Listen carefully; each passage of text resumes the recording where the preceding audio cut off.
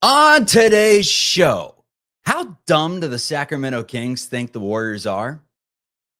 And Jonathan Kuminga, should he be looking for a new agent? We're debating these things on today's live edition of Locked On Warriors. You are Locked On Warriors, your daily Golden State Warriors podcast. What are they going to say now? Part of the Locked On Podcast Network, your team every day.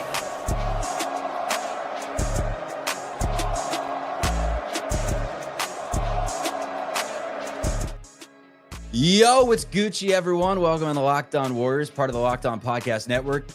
Your team every day. We're free and available wherever you get your audio podcasts. You can check us out on YouTube. Great way to support the show is just hitting that thumbs up button on YouTube. It's free. Hit and subscribe wherever you get your audio podcasts on YouTube. Again, free. And tell a friend to tell a friend. My name is Charlie Walter, formerly at 95.7 The Game in the Bay Area. Also cover the team on TV for CBS News, Bay Area, and downtown San Francisco. Today's episode is brought to you by Gametime. Download the Gametime app, create an account, use code LOCKEDONNBA for $20 off your first purchase. That is code LOCKEDONNBA. On today's show, we're getting into a Kings fleece. Sacramento has reportedly tried to fleece the Golden State Warriors, and I'm seeing in the comments right now, Monkey Game says, I'm not kidding. I will gladly take that Kings offer, sign free agents, and then trade Moody. We're getting into that. Coach DC, how are we? Give me some good news. No good news, no news really to give you. However, I do have a take. It's on Jonathan Kuminga's agent and why Jonathan Kuminga should probably be looking for new representation. Also, Mike Dunleavy. Let's give him a grade. Hop in the chat.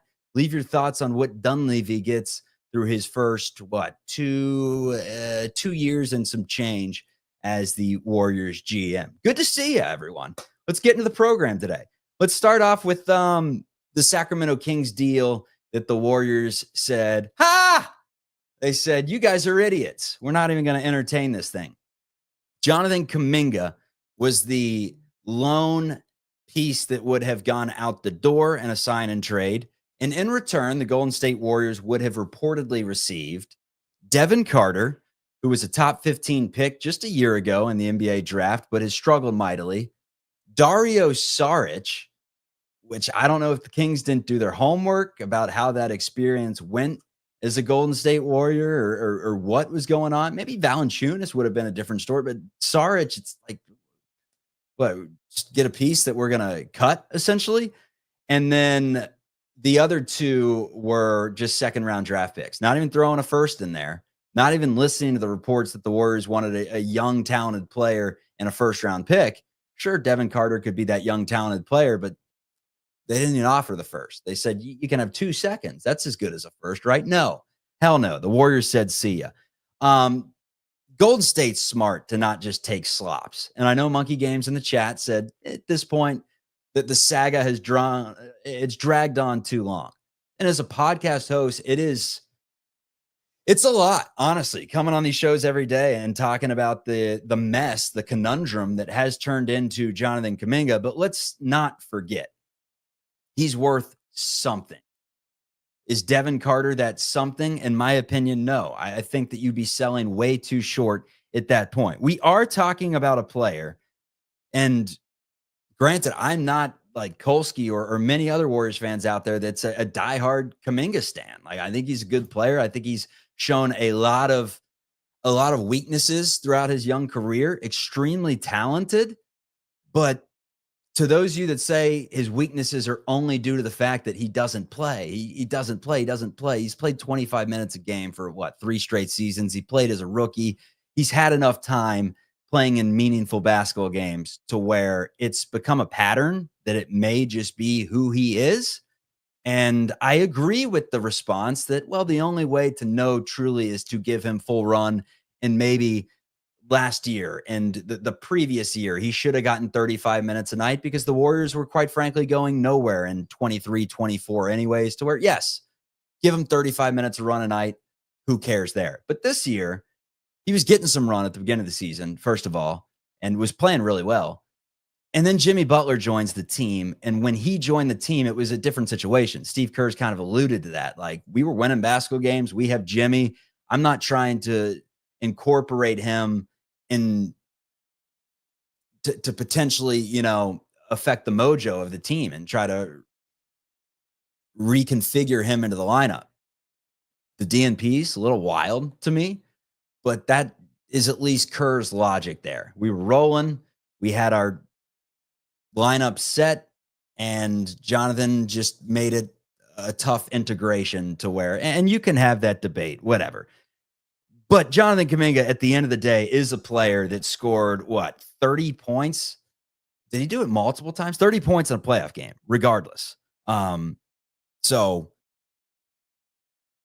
gave Anthony Edwards some serious issues on the ball, showed some elite athleticism, which he's been doing throughout his entire career. But when you see him and his length and his strength and just mano-a-mano with a player like Anthony Edwards, who is as bouncy as anyone in the league, and you see Kuminga guarding him, and it's like, all right, he's giving Anthony Edwards some fits. You're working with something there. Like, he has talent.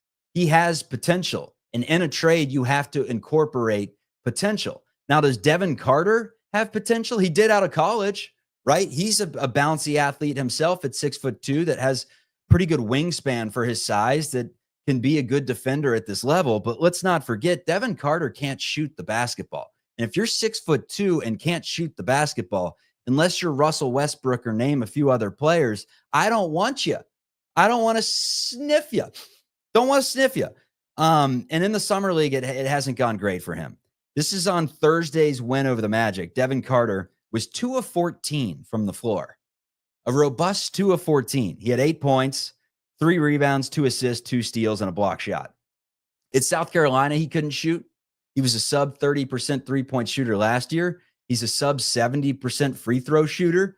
He's not a good player at putting the basketball in the basket. And that is kind of important as a guard, especially in the Warriors system, in my opinion. So I don't know why you would want that. Played 36 games as a rookie. Did have shoulder surgery, so I guess you have to factor that in. But he's healthy this offseason. And again, he went 2 of 14. His slash line last year was 37% from the floor, 29% from three, and 59% from the free throw line. No, thank you.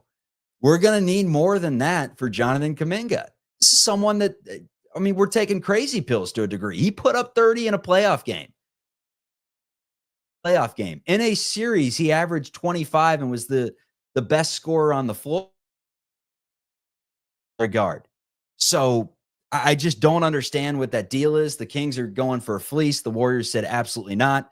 So I am extremely happy that the Warriors are at least waiting on this thing, with the worst case scenario, it seems like, bringing him back and trying to fit him into a lineup to run with Butler, Curry, and Draymond early in the season and see if it can work.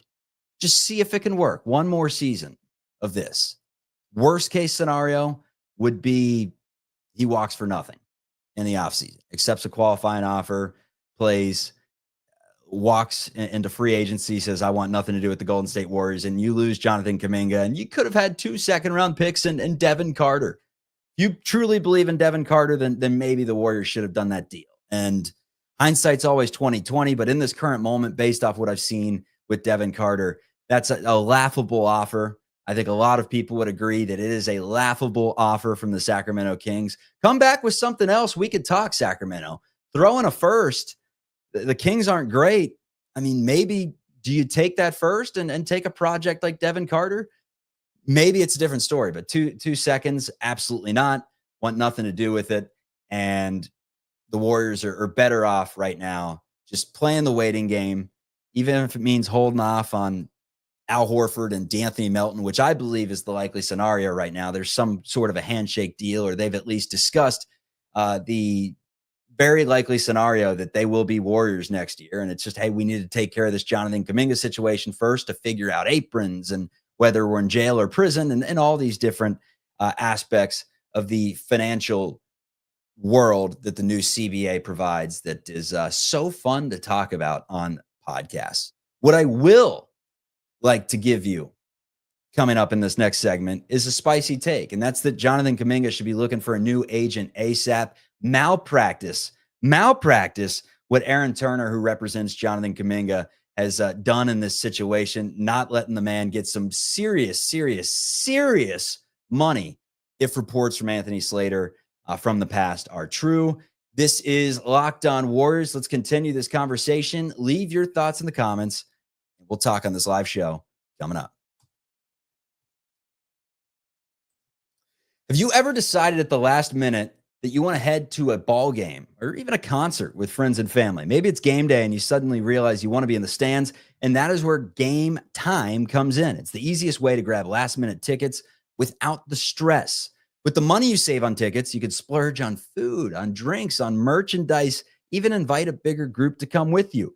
Gametime makes it possible. They make buying tickets fast and simple. Prices on the app actually drop the closer you get to your event. They've got incredible last-minute deals, clear seat views, and a lowest price guarantee that does take the worrying out of buying. Don't look at any other company. It's Gametime that does it. The official licensing partner of the MLB. Use code LOCKEDONNBA for $20 off your first purchase. Terms apply, so take the guesswork out of buying tickets with Gametime. Again, create an account, redeem code LOCKEDONNBA for $20 off. Download the Gametime app today. Last-minute tickets, lowest prices, guaranteed. All right, so to the conversation surrounding Jonathan Kuminga's agent. First of all, it's safe to say that Kuminga is Aaron Turner's golden goose. He's the man that's going to be making him some serious bread. And this is real human stuff. This is two dudes looking for money, looking for the best deal possible. And in any relationship, when it comes to an agent, it's a mutual benefits. You're working for each other at the end of the day. Kuminga's trying to prove his worth, be a professional, do all the right things to make Aaron Turner money. And Aaron Turner doesn't get paid unless Jonathan Kuminga pays. So his best course of action is to do the smart thing for JK. And the smart thing would have been to accept the money when he got offered the money, if these reports are true. And based on everything that we've heard from Slater, the last reports, it was true. But first of all, some of the players that Turner represents, like Terry Rozier's the big name, Diabate, Kevin Knox is on that list. He's one of the better players that he represents. Trey Mann, JT Thor. Let's go down the list. I mean, if you're not an NBA fan, diehard NBA fan, and even if you are, you may not know who half these names are, to be honest with you, because I've never heard of half of them, frankly. Half of them probably don't play. Jonathan Kuminga does, and Jonathan Kuminga reportedly got offered quite a bit of money. Malpractice, if this is true. $120 million over 4 years was the report that we heard about Kuminga last offseason. So that's $30 million a year. And the rumor was, the report, I guess, was Slater said basically they were $5 million off. He wanted $35 million a year, or $140 million over 4 years. And one of our commenters, Kevin Handa, actually said that it reminds him of the Dennis Schroeder deal when he turned down an $80 million contract from the Lakers and ended up with a vet minimum deal. It's basically an agent not reading the room correctly. And yeah, absolutely. When you think about what the new CBA entails, and you have to think with 2020 vision ahead, and you also weigh in the fact that, all right, how many teams are going to have cap space moving forward?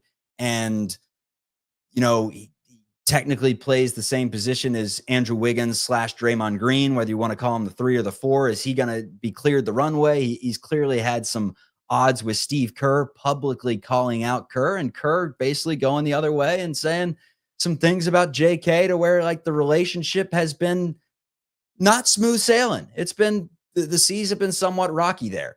And you're going to turn down $30 million a year over 4 years that would put you at what, 26 when you're looking for your next contract with $120 million potentially guaranteed? That's malpractice. The stupidest thing I've ever heard. And now it puts Kuminga in a tough situation. I say tough situation as if he hasn't already made life-changing money that if you invest or throw it into a high-yield savings account, you're good for forever if you're not an idiot. So you can't feel that bad. At the same time, dude wants to hoop. Good way to be able to stay on the floor consistently is if a team has already made a long-term investment in you, $120 million over 4 years, something's going to happen there. And like limited market right now, tough situation that he's in as a restricted free agent. And most likely he is not, it's not most likely, he is not going to be making $30 million anytime soon. Screwed the pooch there. Time to get a new agent. Time to get someone that has represented some bigger names and can negotiate a better deal than what we're working with right now, because not good. Not good. $30 million a year. That's tough. I mean, think about Moody. Took a $39 million deal over 3 years. That's $13 million. Puts him at what, 25, 26 when his next contract's up. Already has the life-changing money, and it just doesn't math up. Doesn't math up in terms of what Kuminga reportedly turned down. So I don't know. What I do know, going back to that Kings offer, is that I do think he has plenty of potential and has showcased the ability. I mean, there were back-to-back games, I believe it was last season, where he scored 30 each night. And he did it against the Rockets in the regular season. Almost single-handedly won them that game early in the year where they blew the 30-point lead. It went into OT, and then they wound up winning late. He was outstanding in that game. Before the injury, like, he had stretches to the point where Draymond went to the bench and it was time to hand the keys to Kuminga. Granted, the team wasn't winning a ton. You can, I guess, if you hate on JK, you can use that argument of he's not a winning player, whatever. But he could score the basketball. He has elite athleticism. He can move. He's 22 years of age. He's worth something. He's worth something. And the Warriors, even if the way to do it is to play it out next season, give him a ton of run early on, see how it works out, and then try to trade him when his value's up a little, go for it. Because if he has no value right now, then you don't just jump at the first thing. When you buy a stock for $130 a share and it dips down to $4.50, wait for the next earnings report. Hope that the world changes something, but don't sell that stock for $4.50. Let it go for nothing at that point. Like, what are you doing? That's kind of my logic on the entire thing. So Kuminga and the Warriors avoid the Kings fleecing. Kuminga's agent, malpractice. Mike Dunleavy, however, what is his grade for doing nothing this offseason, but making some moves in the past that I think have been pretty wise? And given the hand that he was dealt, which was not an easy hand, I think he's done a pretty good job. I would give him a flat A. I'll give you my explanation coming up on Locked on Warriors.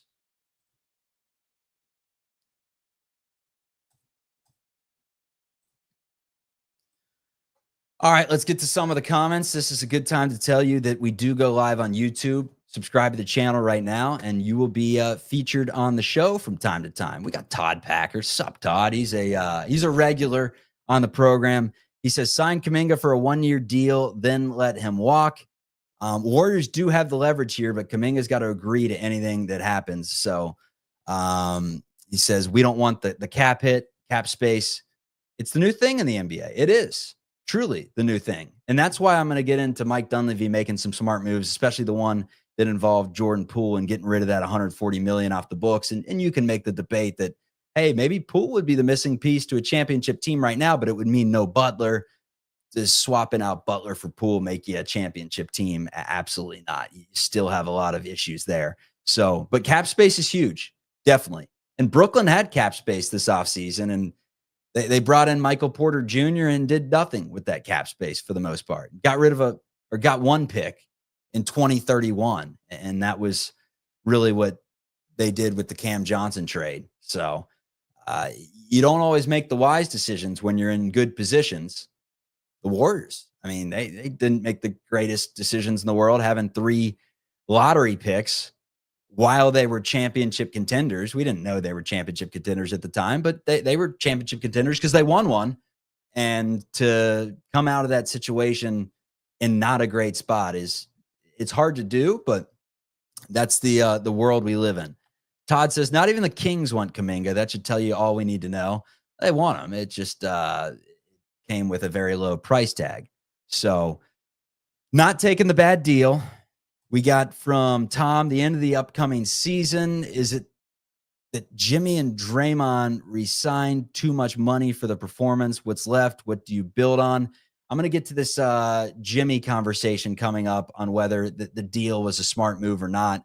I think hindsight will always be 2020, but I will tell you right now in this current moment that the trade was great. The assets that went out the door to bring in Jimmy Butler, it worked out tremendously in year one. The Warriors were significantly better. The extension, that's yet to be seen. It can be wise, or it can go horribly wrong if age starts affecting an older player and keeps him off the floor and doesn't allow him to play in the playoffs and all these things that can happen at any time with an aging superstar. The problem with any trade is we can only get back $15 million in terms of cap space. This is why you probably wait until December and try to get the true value to where, and granted, in order to do that, you would have to extend Kuminga to some offer. So it's a tricky situation right now, trying to figure out what to do with JK. I think if the sign and trade is on the table, the Warriors will do it. It's got to be a decent deal, though. And accepting that first one in early July from Sacramento for Devin Carter and 2 second-round picks, no, I don't think so there. Anyways, going through some of the comments, it's not Kuminga, it's Kerr that has to go. I truly pose that question to fans. Like, Jonathan Kuminga or Steve Kerr, if you had to choose between one. And let's tie to the fact that if you chose Kuminga over Kerr, you're pissing off Steph Curry, undoubtedly, if that's the situation. You still willing to do that? My answer is absolutely not. I've always believed in Steve Kerr. I think he's a heck of a head coach that has a soft spot for smaller players and hasn't gotten hard enough on his GMs or hasn't been in their ear enough to bring in some size to the Bay Area. He has some strange rotations at times that I think are due mainly to the fact that he's had so much success with the strength and numbers mentality that sometimes he goes a little overboard with that, which we saw early last season where they were playing 12, 13, instead of just giving Kuminga and Moody 30 minutes per game and saying, look, we got to figure out one way or another what we have with these guys. Instead of going 12 minutes of Lindy Waters and 10 minutes of Gary Payton and all these different contributors coming in, let's just go with our 9-10 man rotation and call it a day. That's one thing that frustrates me. But in terms of knowing how to coach up an offense, it's still a thing of beauty. The cutting is excellent. I mean, go to a Chicago Bulls game or watch a Chicago Bulls game and watch the standing around and just the lack of team basketball that they play. And it's a frustrating watch. The Warriors have lacked some talent, which is why they were 500 at the beginning of last season. They just weren't flat out good enough to be consistent competitors, especially with injuries and those things starting to add up. And Curry wasn't playing great. Let's not forget that. He adds Jimmy Butler into the team, and it was seamless. They went 23-8. 23-8. Jimmy didn't seem to have a single issue with Steve Kerr after all the issues he's had with other coaches. And it's yet to be seen. There's still a lot of time and a lot of things that can happen. But minus 2 or 3 players throughout a 10-year tenure, there haven't been many bad words said about him. He's a player's coach. And if it's Jonathan Kuminga or Steve Kerr, and you're going to write off Steve Kerr's entire legacy because of Jonathan Kuminga, then he better be a freaking Hall of Famer, or at least an all-star level player. Because I'll see you in 5 years if he goes elsewhere and he's someone that puts up 19 points per game and has a career trajectory of like, who's a player that scores a bunch of points, like Anthony Simons or someone like that isn't on a winning team, scores a bunch of points. You point to him and say, are they a winning basketball player? Whatever. There are so many guys in this league that score 20. Hell, some people think Jordan Poole is that way. I would argue that Jordan Poole was a significant reason as to why the Warriors won a championship in 23, but that's nor here or there. Hindsight is always 2020. We can have this conversation a couple of years, assuming I'm still hosting this show. But if Jonathan Kuminga is the sole reason and Moses Moody is your other sole reason, who actually got a lot of run by the end of the year and Steve Kerr trusted him quite a bit, if those are your two reasons on why Steve Kerr needs to get out the door and he doesn't have it anymore, then give me more arguments. I'm fine with, stacking them together and creating the pros and cons of should Steve stay or should Steve go. In terms of Mike Dunleavy, let's get into that real quick. I give him an A. I think he's done a good job with the position that he's been in. I mean, his first big move, he takes the job over from Bob Myers and doesn't make those draft picks in Wiseman or Kuminga or Moses Moody. His picks have been mainly all out of the lottery. Podziemski was his best pick in terms of draft slot. Second round picks of Trace Jackson Davis. For as late as he went in the draft, I mean, Trace has shown some promise. He's had his moments. He's still, not necessarily young in terms of age, but in terms of experience, he's young.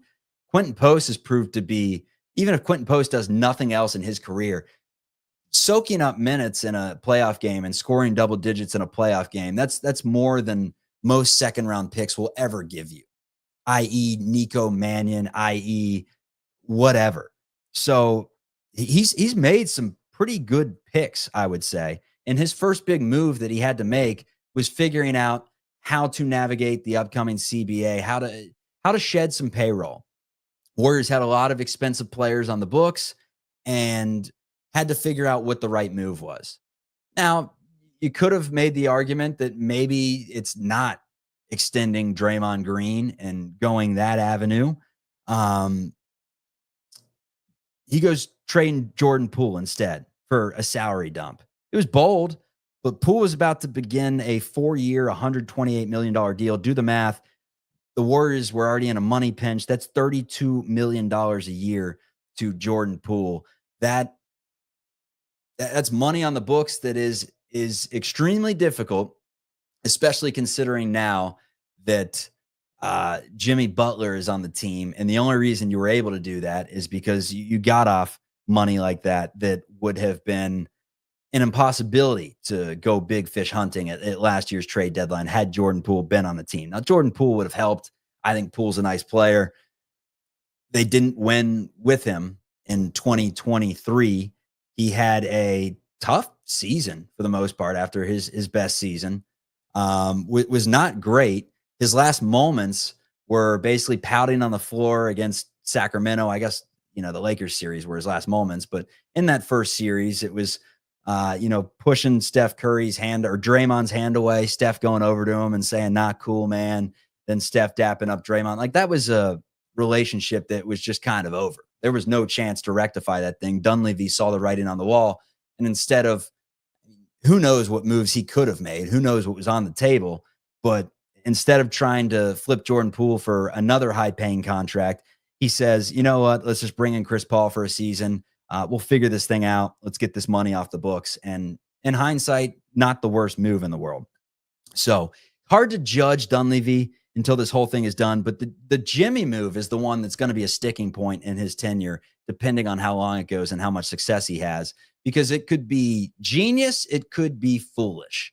It was the only way to get the Warriors out of purgatory last year. They weren't good. They were mid, as Steph Curry says. They were going nowhere. And they weren't bad enough really to fall into the lottery unless they truly tanked. They just would have been like the 16th overall pick in a play-in team, if that, whatever. They were going nowhere. So he gets rid of Andrew Wiggins. He gets rid of a bunch of players and a contract in Dennis Schroeder that was $13 million that helps you. First of all, he made the trade of D'Anthony Melton to bring in Dennis Schroeder, knowing that in a few months, he had the opportunity right before the deadline to potentially trade him if that experiment didn't go as planned. And maybe that was the plan all along. He's like, Dennis Schroeder's not going to fit in with this system, but it worked out perfectly. That's having some foresight, seeing ahead. All right, no one wants DeAnthony Melton right now, but hey, maybe a team like the Detroit Pistons in a 5-team trade or whatever it was could wind up with a point guard like Dennis Schroeder that would help him out, because one person's trash is another person's treasure. We've known this for a long time in life. So that was wise. Now, the extension aspect of it, we knew that was attached to Jimmy Butler. He originally didn't want to go to the Warriors because there was no extension talks there, whatever. He didn't want to stay in Miami because they weren't going to pay him. He wanted his money. He had proved his worth in Miami as a championship level player and wanted to get paid. Pat Riley said, you can go. And Mike Dunleavy had to pay the piper. It'd pay him a lot of money. And it can be a disaster for an aging star that has now been hurt in 2 straight playoffs, missed a playoff, and was highly ineffective as the lead player, still with Draymond Green and Jonathan Kuminga, who was putting up 25 a night. For them to not even really sniff a win, I guess game 3, they were right there. It could have been a different series had they won that game 3. But aside from that game, it wasn't even close. They weren't even competing with the Wolves, and he didn't play good basketball. Did not at all. But let's not forget, before he fell on his ass very hard, he was playing like playoff Jimmy. He had 38 in the play-in against Memphis. Then I believe he led the way in game 1 against the Rockets, or was right up there in points scored. He was putting up 25 plus every single night in the Rockets series. It felt like we thought that series was done if he had to miss time with the hip contusion. He was awesome last year. And the proof is in the pudding with the record 23-8 in the regular season when he joined the team. That's a smart move by Dunleavy. So I give him an A for everything that he's done with the hand he's been dealt this offseason. It's yet to be seen. Yet to be seen. Still a lot of time. I think bringing in Al Horford, DeAnthony Melton, and not letting Jonathan Kuminga go for peanuts and seeing what you have and being patient, because it is a virtue, they say. I don't think that would be lower than a B- of an offseason, given the financial constraints the Warriors have. So I think Dunleavy's been pretty poised. He's also been aggressive at the same time. He's been patient. Didn't do anything stupid with the Markkanen and the Paul George trades last summer, getting rid of all their picks and Pods and Moody and Kuminga and potentially Wiggins or whoever would have been involved in that, Paul George deal. That would have been a disaster. And he flirted with it. So look, he flirts with disaster, but at the end of the day, he doesn't go the full distance. He's patient. And I like that about Dunleavy. So Bob Myers drafting towards the end was somewhat of an issue, but he made some smart moves too. Trading Wiseman for GP2. If that's the best offer they got, then it was truly smart, because Wiseman has done nothing and he would have been out the door anyways. And Gary Payton II contributed at least a little in this year's playoffs. So that wasn't bad at the end of the day. And especially not extending him or anything of those lines. And then not signing Otto Porter. That in hindsight, great call. Imagine had they spent the money that the Raptors did to literally never get more than 5 games or whatever it was from Otto Porter ever again. That would be brutal. So Myers had his flaws late, but mainly it was due to the drafting and just the mishandling of the Jordan Poole situation that Dunleavy had to inherit and had to figure out what the wise move was, and it was just to get the money off the books there. So anyways, not a lot of free agent news to get to in regards to the Golden State Warriors. I see these comments coming in.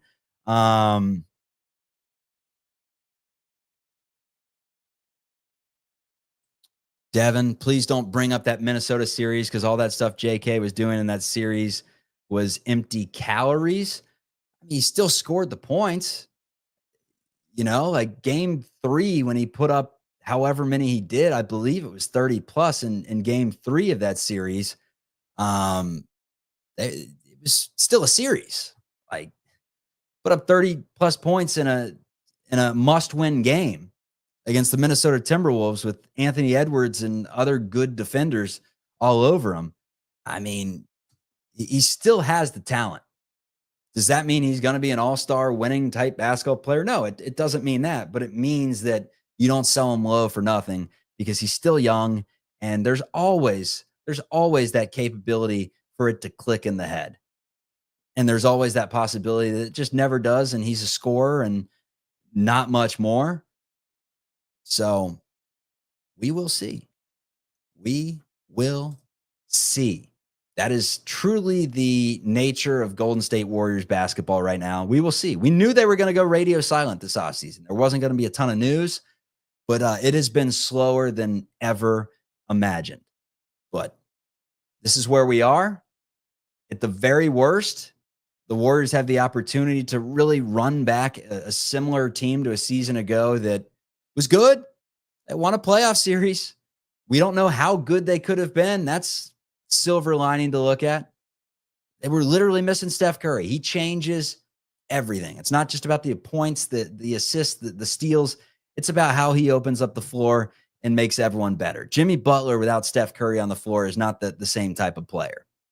He needs Steph Curry on the floor to truly activate his full game because he's a distributor. He's someone that works well in that role. And when his distributing is kicking it out to Pods for a clank and kicking it out to Peyton for a clank and finding Santos in the corner for a clank, it's not as much of a thing of beauty as working the offense and getting Curry open looks and then using Curry's gravity to get easy looks for himself. I did think it was a little strange late in the playoffs that he was passing up wide open layups to kick it out and all this stuff.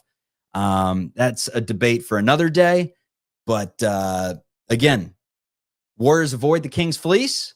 What will be the next offer? Will they be another one? What is the deal with JK and how will he return if he does? Kuminga's agent, time to go, buddy. Time to go. Anyone disagree?